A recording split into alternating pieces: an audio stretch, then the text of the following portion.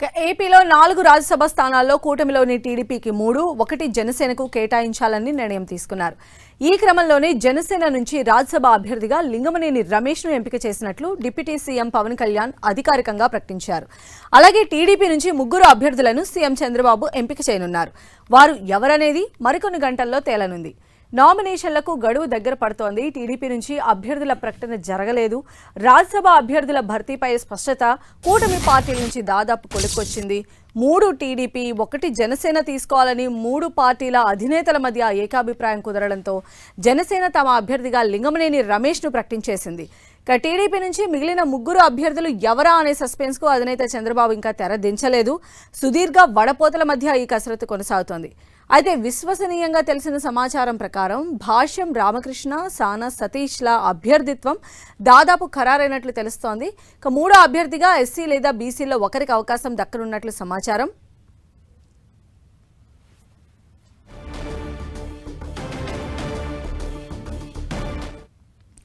TDP నుంచి ప్రకటించే ఆ 3 రాజ్యసభ అభ్యర్థులు ఎవరు అనే ఉత్కంఠ అయితే కొనసాగుతోంది. మరికొన్ని గంటల్లోనే ఆ ఉత్కంఠకు కూడా తెరదించే అవకాశం ఉంది. మరిన్ని అప్డేట్స్ తెలుసుకుందాం. మా ప్రతినిధి రవిచంద్ర మనకు అందుబాటులో ఉన్నారు. రవిచంద్ర, సంధ్య, టీడీపీ రాజ్యసభ అభ్యర్థుల లిస్టు ఎప్పుడు ప్రకటిస్తారా అని చెప్పి అందరూ కూడా ఆశావాహులంతా ఉత్కంఠగా ఎదురు చూస్తున్నారు. ఇప్పుడు వరకు కూడా అధికారికంగా ఎటువంటి సమాచారం అయితే లేదు. ఎందుకంటే చంద్రబాబు దీనిపై సుదీర్ఘ కసరత్తు చేస్తున్నారు. అనేక ఈక్వేషన్స్ అన్ని కూడా తెర మీదకు వస్తున్నాయి. ఎందుకంటే కమ్మ సామాజిక వర్గం నుంచి అత్యధిక పోటీ అయితే వస్తుంది. అయితే భాష్యం రామకృష్ణ పేరు ముఖ్యంగా తెర మీదకు వస్తుంది. కానీ మిగతా అభ్యర్థులు కూడా, ఎందుకంటే కిలారి రాజేష్ పేరు కూడా ప్రధానంగా ఇక్కడ వినిపిస్తుంది. ఎందుకంటే పార్టీలో చాలా మంది యాక్సెప్టెన్స్ అయితే కిలారి రాజేష్ ఉంది. సుదీర్ఘకాలం పార్టీ ఉన్నతికి కావచ్చు, పార్టీ కష్టకాలంలో ఉన్నప్పుడు కష్టపడి పనిచేశారనే పేరు కిలారి రాజేష్ ఉన్న నేపథ్యంలో ఆయన పట్ల కూడా కొంత సానుకూలత అయితే వ్యక్తం అవుతుంది. కానీ ఇప్పుడున్న సమాచారం ప్రకారం భాష్యం రామకృష్ణ ఆ పేరు ముందున్నట్టు మనకు తెలుస్తుంది.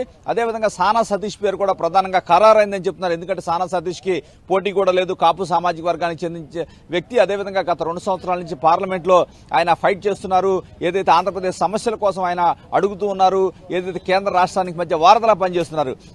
ఈ నేపథ్యంలో ఆయన పేరు అయితే ఖరారైందని చెప్పుకోవచ్చు.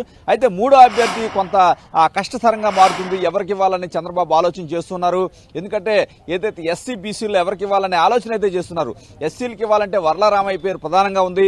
ఎందుకంటే 2019లో ఆయన పేరు ప్రకటించిన తర్వాత అనూహ్యంగా ఆఖరి నిమిషంలో మార్చాల్సి వచ్చింది. ఆ తర్వాత కూడా 2020 వైసీపీ ఉన్నప్పుడు కూడా ఒకసారి నామినేషన్ దాఖలు చేశారు రాజ్యసభకి. ఈసారి ఎట్టి పరిస్థితుల్లో కూడా ఇవ్వాలనే ఆలోచన ముఖ్యమంత్రి చంద్రబాబు చేస్తున్నట్టు మనకు తెలుస్తుంది. అదేవిధంగా బీసీలు అయితే కనుక చింతకాయల విజయ్ పేరు కూడా ప్రధానంగా వస్తుంది. అదేవిధంగా చూసుకుంటే రాయలసీమ నుంచి బీసీ నేత తిప్పేస్వామి కూడా అడుగుతున్న పరిస్థితి మనకు కనిపిస్తుంది. ఈ విధంగా ఈక్వేషన్ ఈ విధంగా ఉంటే మరోవైపు మహిళకు ఒకటి ఇవ్వాలనే ఒక చర్చ కూడా పార్టీలో వస్తుంది.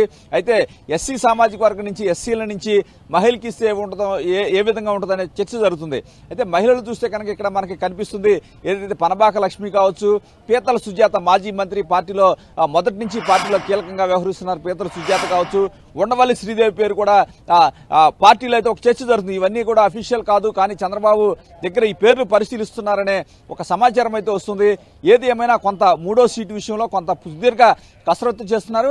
అదేవిధంగా కమ్మ సామాజిక వర్గానికి సంబంధించి కూడా పోటీ అధికంగా వస్తుంది. ఎందుకంటే కిలారి రాజేష్ కావచ్చు, గల్లా జయదేవ్ కూడా, కమ్మపాటి రామ్మోహన్, అదేవిధంగా టీడీ జనార్దన్ కూడా గట్టిగా పట్టుబడుతున్నారు. ఆఖరి నిమిషంలో తమకున్న సానుకూలతలు వారు అధినేత దృష్టికి తీసుకువెళ్తున్నారు. ఎట్టి పరిస్థితుల్లో కూడా, ఎందుకంటే చంద్రబాబు అయితే సుదీర్ఘ కసరత్తు చేస్తున్నారు. ఈ రోజు ప్రకటించాలనుకున్నప్పటికీ ఆయన ఎక్సైజ్ చూస్తే కనుక, చంద్రబాబు కసరత్తు చూస్తే కనుక ఈ రోజు సాధ్యమయ్యేలా కనిపించట్లేదు. రేపు వాయిదా పడుతుందేమో అన్న అనుమానం అయితే మనకి కనిపిస్తుంది.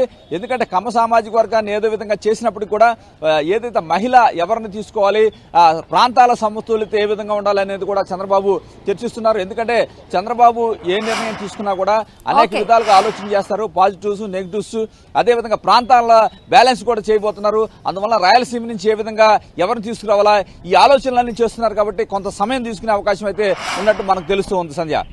రైట్ రవిచంద్ర.